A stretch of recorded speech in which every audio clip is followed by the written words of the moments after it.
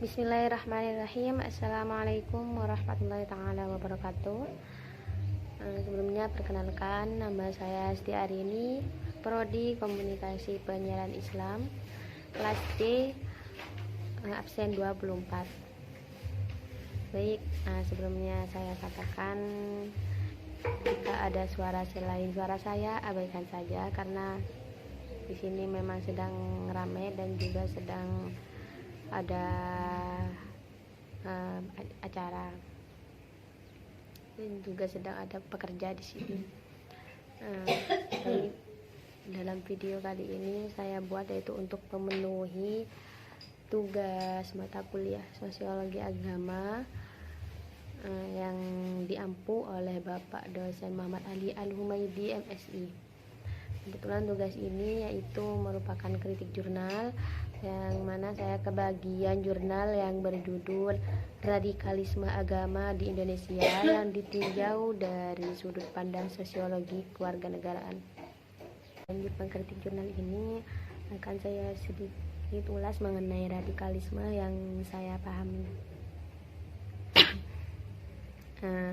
Radikalisme yang saya pahami yaitu suatu pemahaman atau suatu aliran yang menginginkan perubahan atau pembaharuan sosial dengan cara kekerasan. Jadi yang saya pahami ya, radikal itu merupakan suatu kekerasan yang dilakukan oleh oknum-oknum atau sekelompok orang yang menginginkan pembaharuan atau perubahan. Baik, saya akan lanjut mengkritik jurnal tersebut, yaitu mulai dari kepenulisan. Untuk sistematika kepenulisannya itu sudah tersusun dengan baik dan jelas, yang meliputi judul penelitian, peneliti, abstrak, terus pendahuluan, dan juga gambaran penelitian, baik itu dari segi metode penelitian, jenis penelitiannya, dan juga di sini juga sudah tercantum waktu dan juga tempat penelitian, subjek penelitiannya, dan juga prosedur data instrumen dan juga teknik pengumpulan datanya juga dicantumkan, dan teknik analisis datanya juga dicantumkan. Dan ini juga sudah meliputi hasil dan pembahasan dan juga keyword dalam penelitiannya, dan yang terakhir yaitu mengenai kesimpulan dan juga saran. Nah, terus lanjut mengenai judul, yaitu tentang yang berjudul Radikalisme Agama di Indonesia yang ditinjau dari sudut pandang sosiologi kewarganegaraan. Dari judulnya pun sudah jelas, sudah radikalisme agama itu kan sebenarnya terjadi di mana-mana ya, tidak hanya di Indonesia. Dan di sini untuk judulnya sudah diperjelas bahwasanya jurnal ini membahas radikalisme agama yang terjadi di Indonesia. Nama penulisnya yaitu yang ditulis oleh dua orang. Yang pertama Galih Puji Mulyoto dan yang merupakan Istika IP PGRI Ngawi, dan yang kedua Galih Puji Mulyono yang merupakan Universitas Merdeka Malang, dari Universitas Merdeka Malang. Lanjut ke abstrak. Dalam abstrak itu merupakan suatu gambaran dari 4 komponen penting yang meliputi masalah dan juga tujuan dari penelitian ini, dan juga metode yang digunakan dalam penelitian ini, hasil dan juga pembahasan, dan juga simpulan saran. Dalam abstrak itu hanya merupakan gambaran dari jurnal tersebut. Dan di sini dalam jurnal ini sudah memenuhi 4 komponen tersebut. Dari tujuannya, metode penelitiannya atau jenis penelitiannya, dan juga hasil dan pembahasan, dan juga simpulan dan saran. Baik, lanjut. Oke, format penulisannya dalam abstrak itu juga sudah jelas dan juga sudah tersusun secara sistematis. Dan tujuan dari penelitian ini di sini ditulis yaitu untuk mengetahui perkembangan serta faktor penyebab munculnya radikalisme di Indonesia yang ditinjau dari sudut pandang sosiologi kewarganegaraan, dan juga cara mengatasi munculnya radikalisme dalam masyarakat. Di sini tujuannya pun sudah jelas. Ide dan juga isu-isu yang ditulis pun di sini sudah sangat lengkap. Nah, lanjut pada metode penelitian atau desain dari metode penelitiannya. Yang pertama yaitu meliputi jenis penelitian. Jenis penelitiannya yaitu merupakan jenis deskriptif kualitatif. Terus waktu dan tempat penelitian. Nah, di sini yang menjadi kritikan yaitu di sini kan judulnya waktu dan tempat penelitian, sedangkan yang dicantumkan dalam jurnal ini hanya waktunya saja. Untuk tempat penelitiannya tidak dicantumkan. Jadi menurut saya jangan ditulis waktu dan tempat, cukup waktu dan jangan ditulis waktu dan tempat, cukup waktu dan penelitian jika memang untuk tempat penelitiannya itu tidak mau ditulis. Itu menurut saya ya. Nah, terus subjek penelitiannya ini meliputi media massa, media online, dan juga buku. Prosedur, data, instrumen, dan teknik pengumpulan data. Teknik pengumpulan datanya ini dilakukan dokumentasi dan juga teknik analisis data. Menurut saya yang menjadi kritikan lebih baik melakukan wawancara kepada orang yang tidak berpihak, maksudnya tidak berpihak, yang tidak berpihak pada oknum radikalisme, begitu, yang memang bisa menengahi antara radikalisme dan juga negara Indonesia, begitu. Lanjut. Jadi keterangan dan kesimpulannya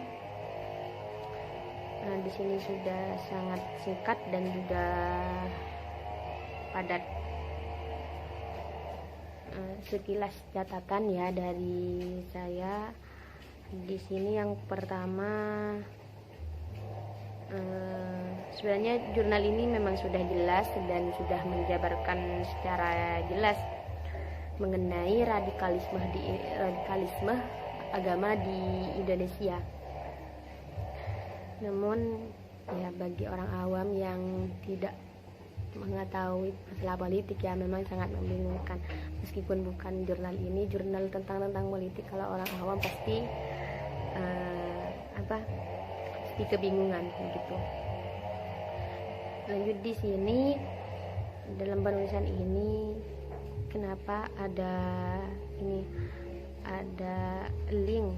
Nah, setiap paragraf itu ada link tercantum. Menurut saya ya tidak rapi lah begitu, tidak rapi jika misalnya linknya ini juga dicantumkan di dalam tulisan. Kenapa tidak dijadikan footnote saja, atau kalau memang tidak mau dijadikan footnote cukup ditulis di daftar pustaka saja begitu. Dan di sini mengenai spasi dari penulis, dari yang saya pahami, yang saya dijelaskan oleh kakak tingkat saya, tulisan yang langsung di copy paste dari penulis lain itu memang sangat kentara. Spasinya itu sangat sangat kentara lah begitu. Di sini kayaknya langsung copy paste dari penulis lain. Jadi harus ditulis ulang. Kalau memang kita mau mengcopy paste tulisan orang lain, ditulis ulang biar ditulisannya itu spasinya itu biar enggak seperti ini, enggak rapi begitu. Itu catatan dari saya. Lanjut di sini, nah yang akan saya ulas mengenai isi dari ini mengenai persen-persen dalam tulisan ini. Sebaiknya ya kalau ada persenan atau jumlah seperti ini biar tidak kebingungan orang yang membaca, mungkin lebih baik dibuatkan tabel saja gitu, dibuatkan tabel biar pembacanya itu nggak bingung. Saya saja membacanya itu kayak bingung gitu. Nah, ini persen-persennya dan juga jumlah-jumlahnya itu lebih baik dibuat tabel saja. Langsung di sini mengenai ini di pendahuluan di paragraf kedua, yaitu survei Lembaga Kajian Islam dan Perdamaian LAKIP yang dipimpin oleh Profesor Dr. Bambang Pranowo yang juga guru besar sosiologi Islam di Universitas Islam Negeri UIN Jakarta, mengatakan itu pada Oktober 2010 hingga Januari 2011 hampir 50% pelajar setuju dari tindakan radikal, dan itu menyebutkan 25% siswa dan 21% guru yang menyatakan Pancasila tidak relevan lagi. Nah, pertanyaan saya, Pancasila itu kan merupakan ideologi negara. Kalau memang Pancasila tidak relevan, berarti harus ada revisi dari Pancasila. Nah, kalau sudah Pancasila direvisi, berarti ini juga mengkaitkan kepada Undang-Undang Dasar 45, karena Undang-Undang Dasar 45 itu memicu terhadap Pancasila. Jadi ala apa? Di sini kan tidak dicantumkan alasan mereka menyetujui penerapan pemahaman tindakan radikalisme. Nah, pertanyaan saya, apa yang membuat mereka setuju terhadap penerapan tindakan radikalisme begitu? Karena menurut saya itu tidak sangat baik begitu, karena paham radikalisme itu kan kekerasan, sedangkan yang diterapkan itu adalah pemuda-pemuda Indonesia yang disebut tulang punggung bangsa.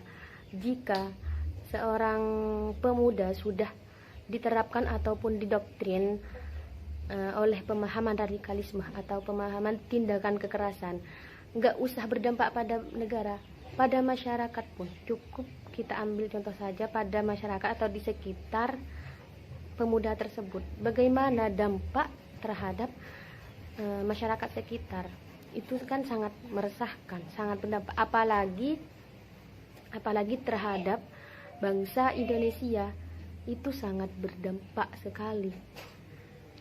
Jadi saya jika bertanya setuju atau tidak, saya tidak pernah setuju jika harus tindakan radikalisme itu diterapkan kepada para pelajar. Mungkin hanya itu ya kritik dari saya dan penyampaian dari saya. Mungkin ini kurang